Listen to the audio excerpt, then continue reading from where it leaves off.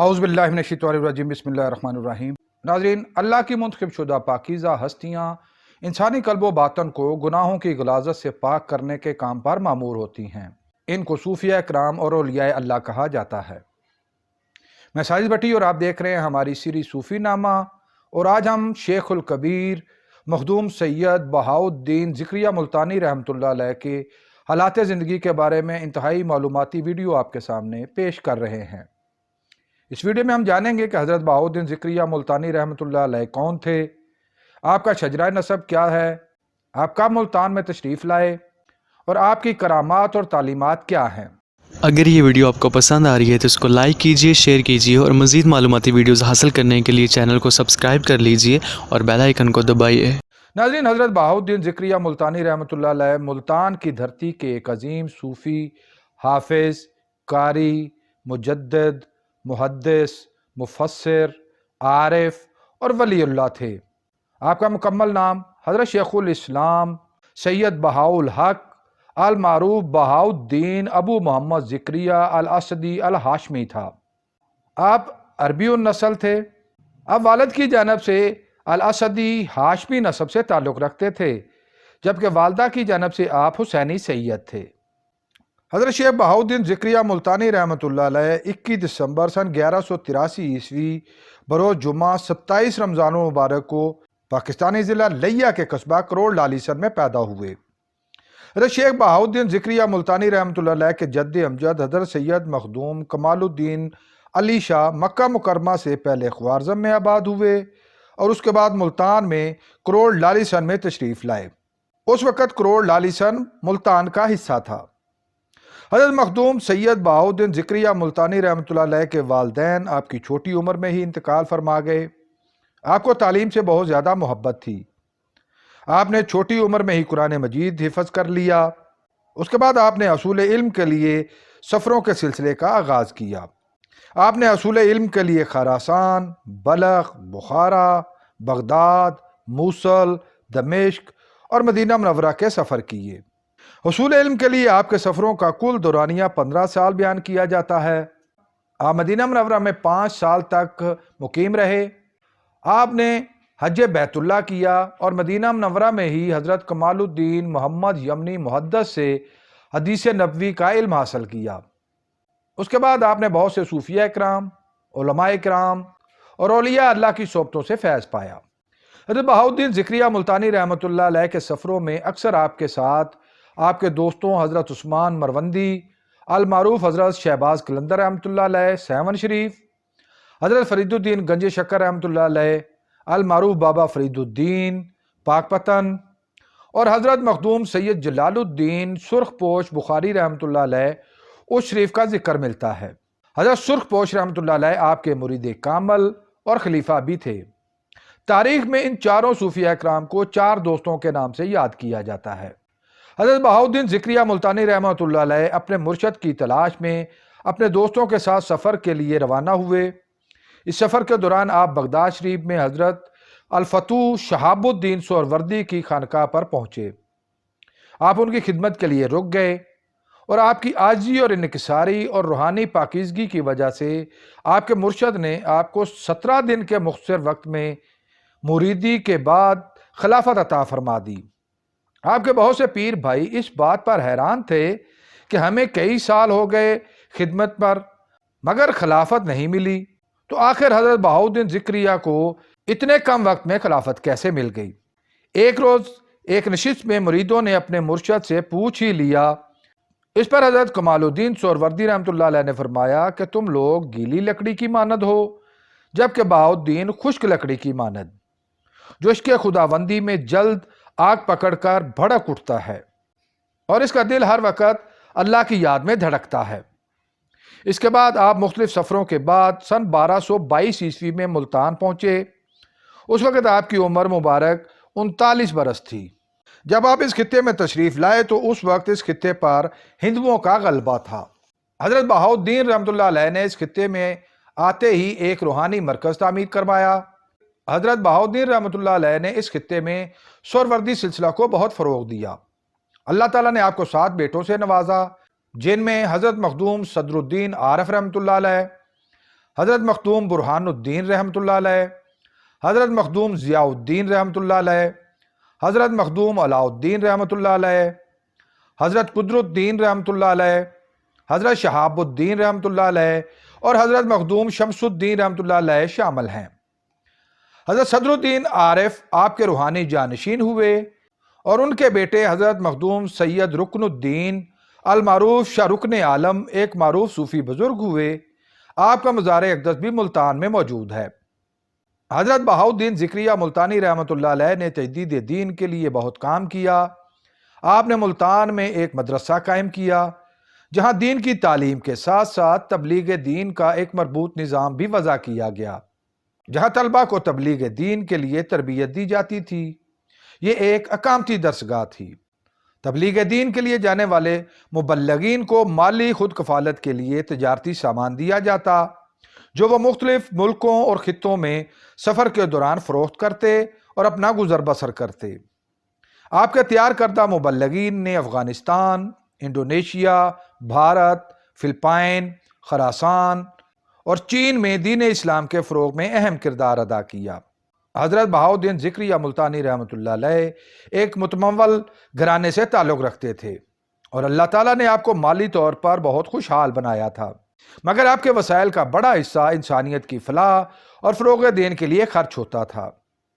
آپ اپنا مال حجاج کرام کی سہولت، مسافروں کی امداد اور مجاہدین کی نصرت پر خرچ کرتے تھے۔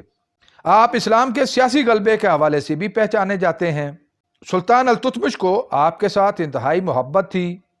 وہ اکثر سیاسی امور میں آپ سے ہی رہنمائی لیتا تھا۔ 12ویں صدی عیسوی میں خطے میں منگولوں کے حملوں میں ملتان کو بچانے کے لیے آپ نے عملی کاوش کی۔ حضرت بہاؤالدین ذکریہ ملتانی رحمۃ اللہ علیہ کا شجرہ نسب کچھ یوں ہے۔ حضرت بہاؤالدین ذکریہ ملتانی رحمۃ اللہ علیہ بن محمد غوث المعروف وجی الدین بن شاہ کمال الدین بن علی بن سلطان المعروف سلطان جلال الدین بن سلطان احمد شاہ بن سلطان حسین شاہ بن سلطان حسن شاہ بن سلطان متعارفہ شاہ بن سلطان حزیم شاہ بن سلطان خادم شاہ بن امیر محمد تاج الدین بن امیر عبد الرحیم بن امیر عبد الرحمن بن امیر ایاز بن اسد بن ہاشم بن عبد المناف اور بن کسا۔ حضرت عبد المطلب کے والد گرامی کا نام کسا ہے۔ حضرت بہاؤالدین ذکریہ رحمۃ اللہ علیہ کا فرمان ہے کہ جسم کی سلامتی کم کھانے میں، روح کی سلامتی گناہ سے کنارہ کشی میں اور دین کی سلامتی نبی کریم صلی اللہ علیہ وآلہ وسلم پر درود پڑھنے میں ہے۔ حضرت بہاؤالدین ذکریہ رحمۃ اللہ علیہ کے کرامات اور دانش کے واقعات۔ جب حضرت بہاؤالدین ذکریہ ملتانی رحمۃ اللہ علیہ ملتان میں تشریف لائے تو اس وقت ملتان کے کاروباری مولویوں کو خطرہ محسوس ہوا۔ علاقے کے علماء کرام اکٹھے ہوئے اور انہوں نے ایک خادم کے ہاتھ دودھ بھرا ایک پیالہ بھیجا۔ خادم آپ کے دربار میں آیا اور دودھ کا پیالہ آپ کو پیش کیا اور عرض کی کہ علاقے کے علماء نے آپ کے لیے بھیجا ہے۔ آپ کے پاس گلاب کے کچھ پھول تھے۔ آپ نے ایک پھول دودھ کے پیالے میں اوپر رکھ دیا اور وہ پیالہ خادم کے ہاتھ واپس بھیج دیا۔ جب خادم واپس چلا گیا تو اس وقت مریدوں نے پوچھا کہ حضرت یہ کیا ماجرا تھا؟ آپ نے فرمایا کہ علماء نے بھرے ہوئے پیالے کے ذریعے پیغام بھیجا تھا کہ ملتان میں کثیر تعداد میں اولیاء کرام موجود ہیں، آپ کے لیے یہاں کوئی جگہ نہیں، اور جس طرح میرے رکھا ہوا پھول بھرے ہوئے پیالے پر حاوی رہا، اس طرح اللہ کے اذن سے انشاءاللہ ہمارا مقام بھی سب سے نمایاں ہوگا۔ اور پھر تاریخ نے ثابت کیا کہ ملتان کی سرزمین پر حضرت بہاؤالدین ذکریہ ملتانی رحمۃ اللہ علیہ کا اولیاء اکرام میں ایک نمایاں مقام ہوا۔ جب آپ دمشق میں مقیم تھے تو اس وقت علاقے میں ایک اژدہا شہریوں کے لیے مصیبت بنا ہوا تھا۔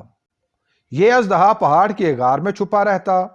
جب کوئی انسان اس طرف آتا تو وہ اس انسان کو شکار بنا کر نگل جاتا۔ مقامی لوگوں نے اس غار کو بند کرنے کی کوشش کی مگر ناکام ہوئے۔ ایک مرتبہ حضرت بہاؤالدین ذکریہ رحمۃ اللہ علیہ کا اس طرف گزر ہوا تو اژدہا اپنی عادت سے مجبور ہو کر ان پر حملہ آور ہوا۔ آپ نے انتہائی پرسکون رہتے ہوئے اپنی چادر اس پر پھینک دی اور وہاں سے چلے گئے۔ کچھ دیر بعد مقامی لوگ اس طرف آئے تو دیکھا کہ چادر کے نیچے اژدہا बगैर हरकत किए हुए पड़ा है। डरते डरते उन्होंने चादर उठाई तो देखा तो अजदहा मर चुका था। लोग हैरान हुए कि यह चादर किसकी है जिससे उनको इस आफत से निजात मिली। कई दिन कोशिश के बाद लोगों को मालूम हुआ कि यह चादर तो हजरत बहाउद्दीन ज़िक्रिया मुल्तानी रहमतुल्लाह अलैह की थी। एक दफ़ा इलाके का एक मुकामी हाकिम आपकी बारगाह में हाजिर हुआ। आप इबादत में मसरूफ़ थे। उस वक्त माह रमज़ान चल रहा था। नमाज से फारग हुए तो हाकिम ने आपसे अर्ज़ की कि हज़रत एक सवाल पूछना था।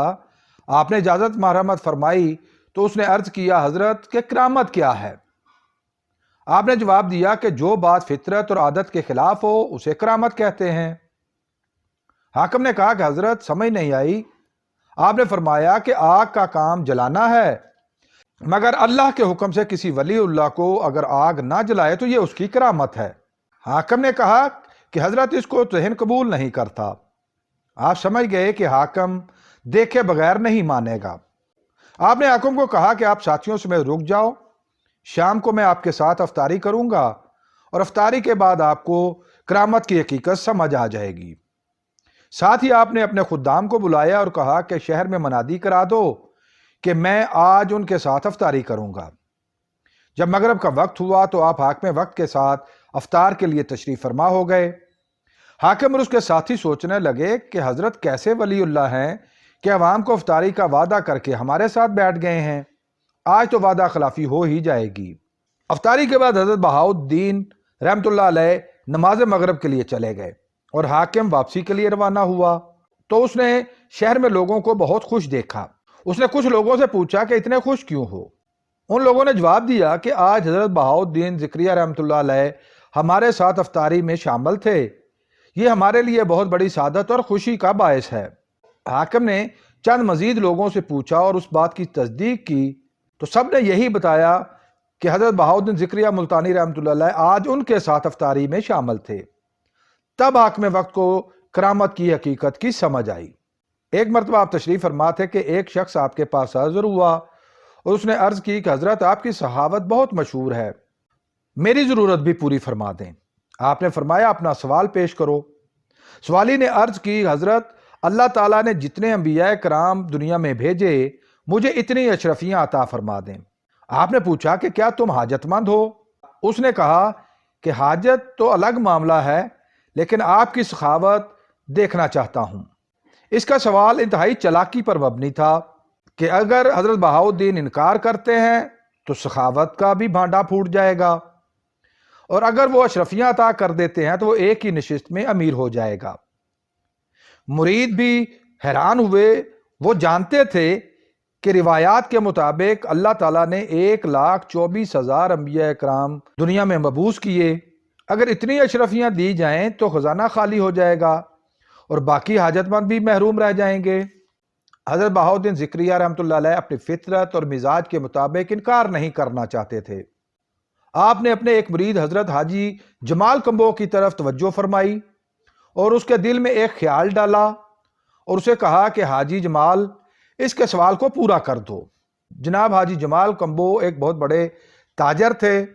उन्होंने अर्ज़ की कि हज़रत इसके सवाल को पूरा करने के लिए मुझे इसको घर ले जाना होगा। आपने इजाज़त फरमा दी। हाजी जमाल कम्बो मेहमानों को लेकर घर चला गया। वहां जाकर उसने उनकी बहुत खिदमत की और उसके बाद उसने साहिल से कहा कि अपना सवाल दोहराओ। उस साहिल ने अपना सवाल दोहराया तो आपने खादम को हुक्म दिया कि तिजोरी से तमाम अशरफियाँ निकाल लाओ। जब अशरफियाँ आ गईं और उनका सामने ढेर लग गया तो साहिल को उम्मीद हुई कि अब तो वो माला माल हो जाएगा। हज़रत हाजी जमाल कम्बो ने कहा कि तुमने हर नबी के नाम पर एक अशरफी मांगी है, तुम एक एक नबी का नाम लेते जाओ, मैं हर नबी के नाम पर तुमको एक अशरफी देता जाऊंगा, चाहे मेरी सारी दौलत ही इन मुकद्दस हस्तियों के नाम पर चली क्यों ना जाए। साहिल बहुत हैरान हुआ क्योंकि 1,24,000 अंबिया कराम के नाम याद होना तो मुमकिन ना था। लिहाजा 15-20 अंबिया कराम के नाम के बाद उसकी बस हो गई और वो इतनी ही अशरफियाँ लेकर चलता बना। बाद हाजी जमाल कम्बो ने यह वाक़या अपने पीर भाइयों के साथ जिक्र किया और बताया कि जब मुझे हज़रत बहाउद्दीन रहमतुल्लाह अलैह ने इसका सवाल पूरा करने का फरमाया और साथ ही इसका हल भी دیر پر وارد کر دیا۔ ناظرین، حضرت بہاؤالدین ذکریہ ملتانی رحمۃ اللہ علیہ کی زندگی کے واقعات اور کرامات کی ایک لمبی فہرست ہے۔ 21 دسمبر سن 1262 عیسوی کو ملتان شریف میں ہی آپ خالق حقیقی سے جا ملے۔ آپ کو ملتان میں ہی دفن کیا گیا اور بعد ازاں ایک عالی شان مزار بھی تعمیر کیا گیا۔ آپ کا مزار شریف ایک تعمیراتی شاہکار ہے۔ آج بھی لاکھوں متلاشیان حق قلبی سکون اور رہنمائی کے لیے آپ کے مزار پر حاضر ہوتے ہیں۔ امید ہے آپ کو ہماری یہ کاوش پسند آئی ہوگی۔ بہت جلد ایک نئی معلوماتی اور دلچسپ ویڈیو لے کر آپ کے سامنے حاضر ہوں گے۔ اگر آپ اس ویڈیو کے بارے میں اپنی کوئی رائے دینا چاہیں تو کمنٹ باکس کا استعمال کریں۔